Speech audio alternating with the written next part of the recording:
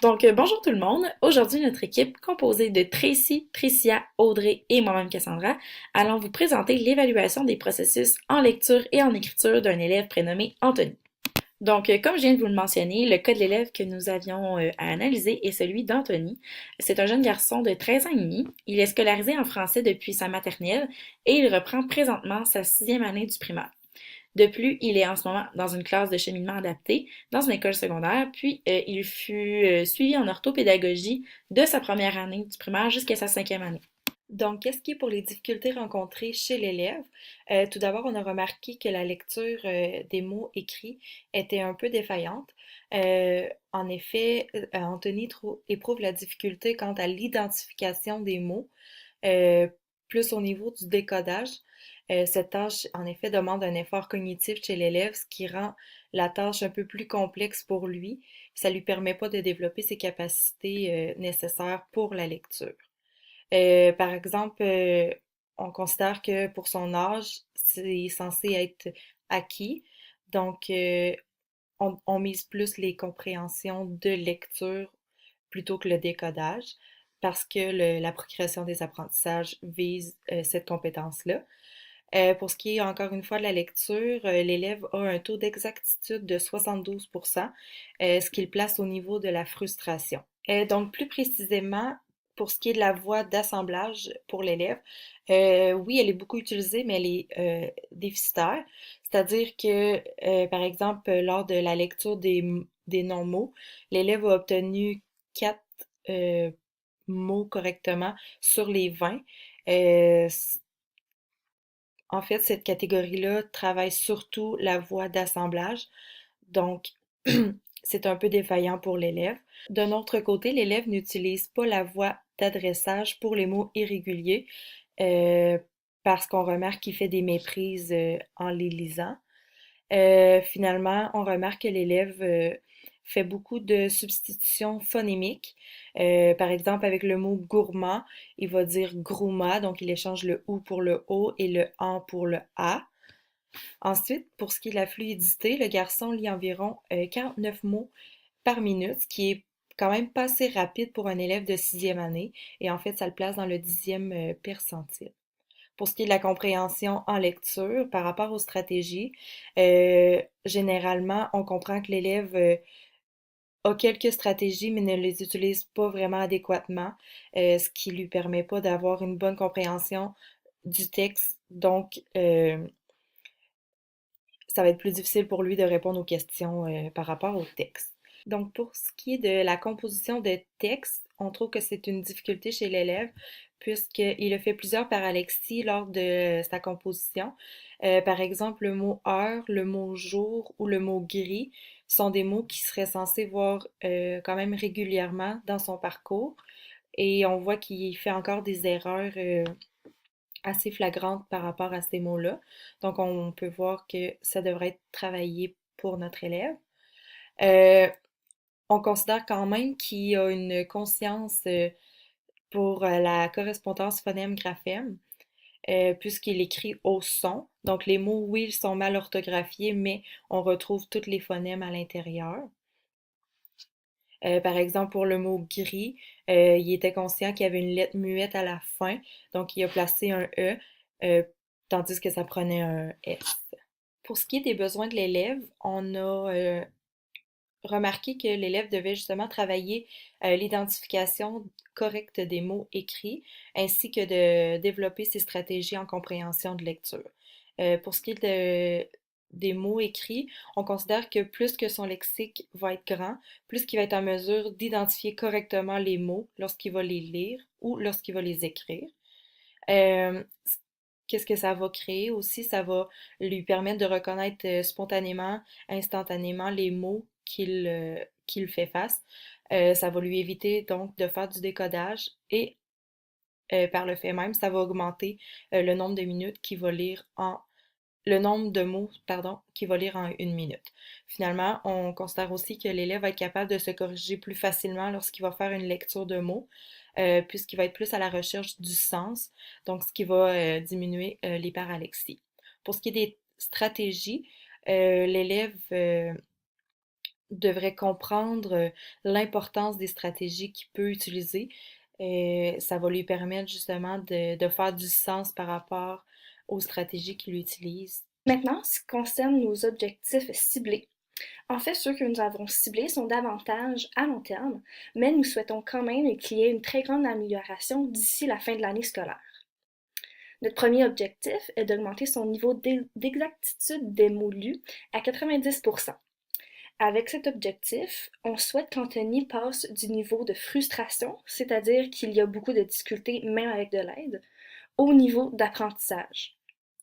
Par la suite, augmenter son niveau de mots lus par minute à 70-80 pour atteindre au moins le 25e percentile. Ici, en fait, nous souhaitons que sa lecture soit plus fluide pour amener l'élève à davantage se concentrer sur la compréhension de texte au lieu du décodage. En fait, c'est parce qu'au secondaire, la progression des apprentissages cible davantage la compréhension et non le simple décodage. Puis, nous voulons que l'élève puisse utiliser des stratégies de compréhension en lecture de manière automatique et adéquate pour que ça devienne davantage une habilité au lieu d'une simple stratégie. Donc, nous souhaitons que l'élève comprenne mieux lorsqu'il doit les utiliser, mais aussi leur importance.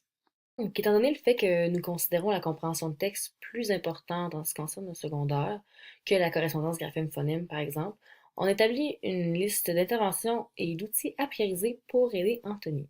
Donc, c'est sûr que nous, on veut que ces interventions-là permettent une réponse adéquate à ses besoins, puis l'atteinte des objectifs ciblés à long terme. Donc, on a pensé commencer avec un travail quotidien sur un mot nouveau, sorti d'un livre, d'un texte, d'une revue. Il y a aussi le jeu MOV qu'on va expliquer, l'enseignement explicite des stratégies de compréhension en lecture, le choix des textes par l'enseignante ou l'orthopédagogue, puis le fait de favoriser le recours à des technologies comme WordQ et le Lexibook. Donc, c'est toutes des interventions qu'on va expliquer dans les prochaines diapositives. Comme autre intervention, ça s'appelle apprendre des mots nouveaux. En fait, c'est en classe, un mot va être choisi par les élèves tous ensemble. Ça peut être un mot qu'on peut retrouver dans un livre, un texte, une revue, un catalogue qu'ils ont vu ou un manuel, quelque chose. Euh, et ce mot-là va être travaillé quotidiennement pendant une semaine. Euh, les élèves, dans le fond, vont pouvoir le travailler de plusieurs façons. Par exemple, on va utiliser le papier-crayon, l'ordinateur, ça peut être le tableau ou plein d'autres choses. On va essayer de trouver, par exemple, des synonymes à ce mot-là. On va essayer de trouver la phonémique, comment on le prononce, les graphèmes que l'on retrouve dans ce mot-là. Plein de petites activités comme ça qui vont faire en sorte que le mot va être plus acquis chez l'élève, va être plus justement connu de l'élève, ça va être plus facile pour lui de le réutiliser, de le remettre justement en pratique lors de l'écriture d'un texte. S'il le voit dans un texte aussi, il va pouvoir le reconnaître plus facilement. Cette activité-là, pour ce qui est de l'approche pédagogique, elle vise à être faite en groupe, c'est-à-dire que tous les élèves vont participer. Donc, c'est le rôle de l'enseignant de s'assurer que tous les élèves puissent participer à l'activité pour qu'il puisse y avoir un apprentissage par rapport à ça. On considère qu'un petit 5 minutes par jour pourrait être suffisant pour cette activité-là. C'est seulement de pratiquer, de voir une petite notion du mot, donc pas besoin d'être très très long. Et finalement, le mot qu'on va retrouver dans la semaine va pouvoir être utilisé dans l'activité du jeu MOV que l'on va voir juste un peu plus tard.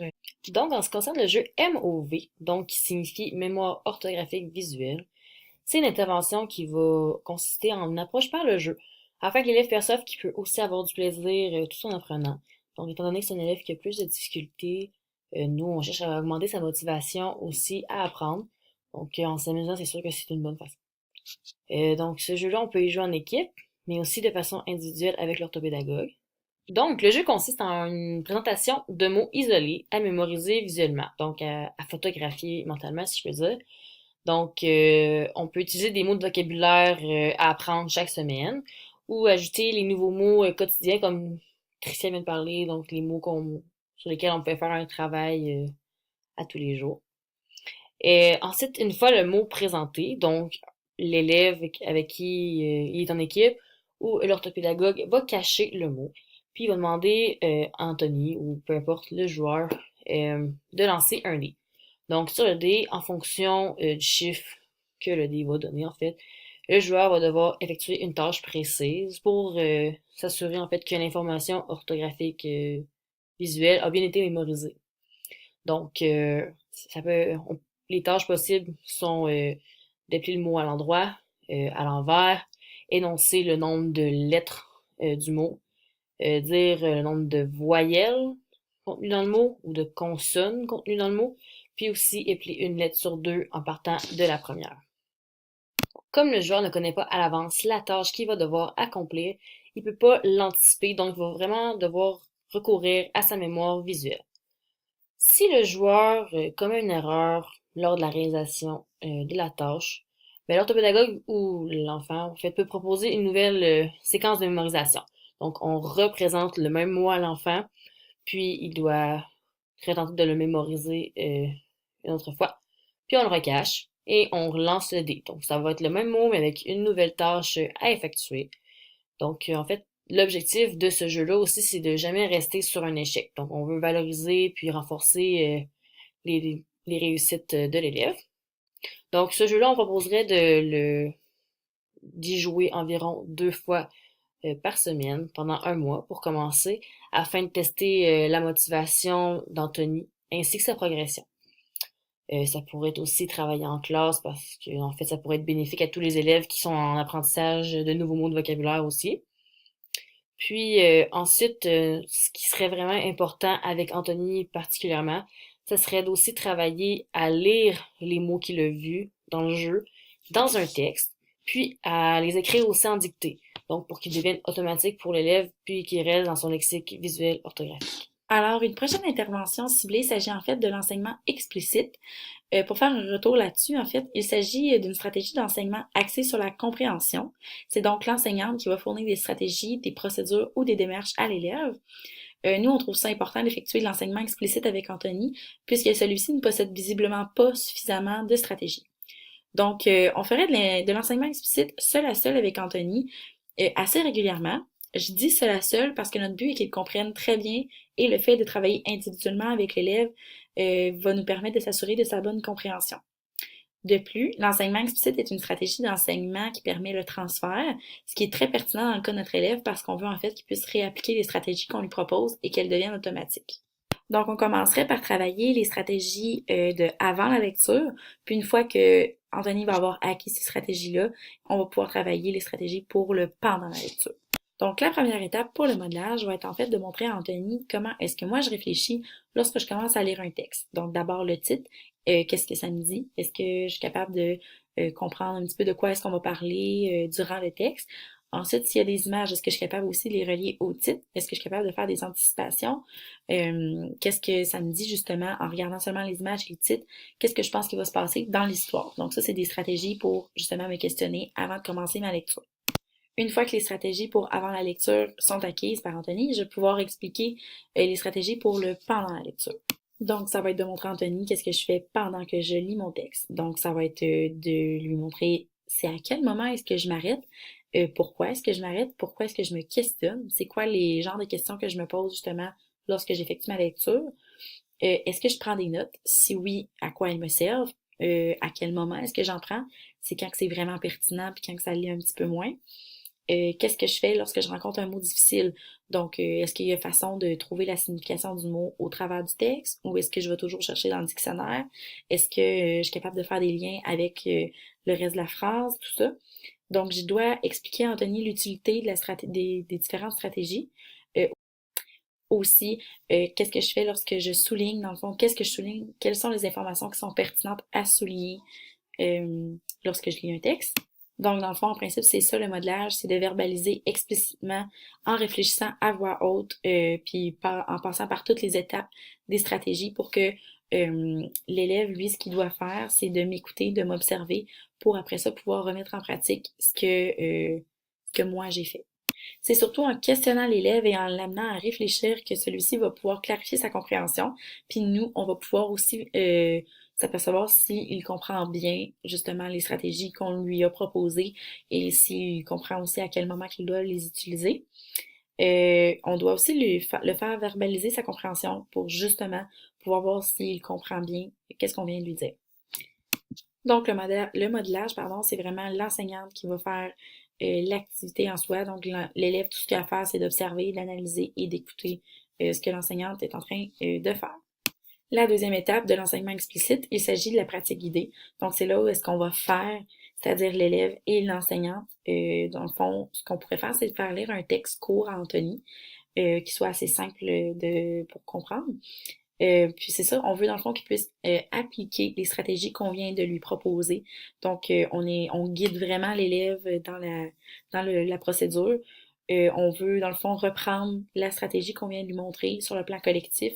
On invite Anthony à participer à l'animation de la stratégie. Donc on veut qu'il puisse justement verbaliser sa compréhension, puis que ça devienne pour faciliter l'automatisme dans le fond. Donc, c'est à cette étape-là que l'élève va justement se familiariser avec la stratégie ou les stratégies qui sont présentées. Puis, il va pouvoir, lors de la pratique guidée, expliciter sa compréhension et discuter avec nous, justement, lors du moment individuel qu'on va avoir avec lui pour nous dire qu'est-ce qu'il a bien compris et tout. Donc, c'est à ce moment-là où est-ce qu'il va appliquer vraiment les stratégies qu'on vient de lui montrer. Notre but ici, c'est que les stratégies soient utilisées vraiment fréquemment pour que justement, ils puissent les utiliser de façon automatique. Donc, que ça soit plus une stratégie, mais bien une habileté.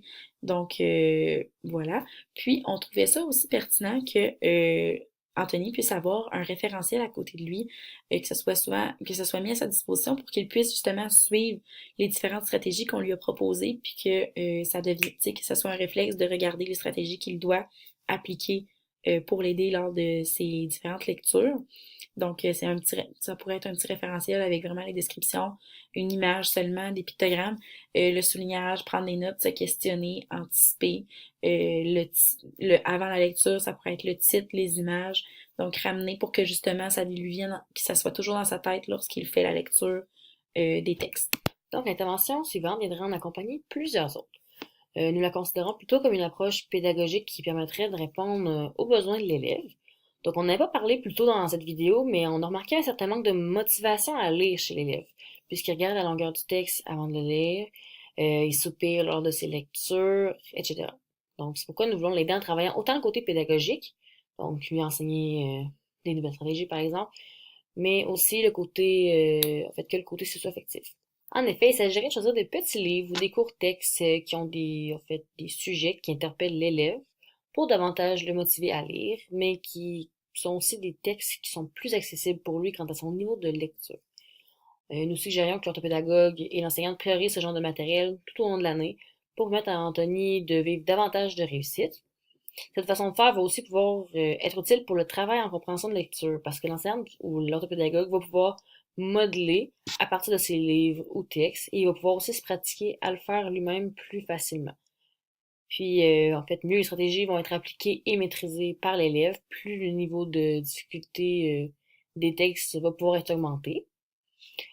Enfin, on pourrait aussi se servir de ces lectures pour en ressortir des mots plus difficiles ou plus fréquents qui pourraient être ajoutés au jeu MOV, par exemple. Finalement, favoriser le recours à des technologies. En fait, l'identification des mots prend cognitivement beaucoup de place lors de sa lecture, ce qui engendre que l'élève ne peut pas accorder beaucoup d'efforts à la compréhension. Donc, c'est pour ça que nous suggérons qu'Anthony ait recours à l'utilisation du logiciel WorkU. En fait, WorkU permettrait de lire le texte à Anthony, ce qui lui enlèverait cette tâche qui est pour lui d'une trop grande charge cognitive, et ce qui lui permettrait en fait de davantage se concentrer sur la compréhension du texte. En fait, l'utilisation de ce logiciel serait seulement lorsque ce sont des textes qui sont moins adaptés à son niveau de compréhension et à son vocabulaire, donc lorsque c'est des textes qui sont évalués. Par la suite, l'utilisation d'un lexibook au lieu de prendre un dictionnaire régulier. Étant donné que l'élève écrit par les sons, le lexibook serait en fait davantage adapté à ses connaissances qu'un dictionnaire régulier. De plus, il apporterait davantage une motivation à l'élève à utiliser cet outil parce que c'est un outil technologique, c'est-à-dire c'est électronique, mais aussi ça lui permettrait de faire moins faute en écriture. Donc, en fait, nous suggérons que l'élève ait recours à cette technologie seulement lorsqu'il recherche l'écriture d'un mot. Plus précisément, l'élève devrait utiliser un dictionnaire régulier lorsqu'il cherche à comprendre un mot, c'est-à-dire lorsqu'il lit un texte, et le lexibook lorsqu'il écrit un texte. Donc, c'est ce qui termine notre présentation. Merci beaucoup de nous avoir écoutés et joyeuses fêtes!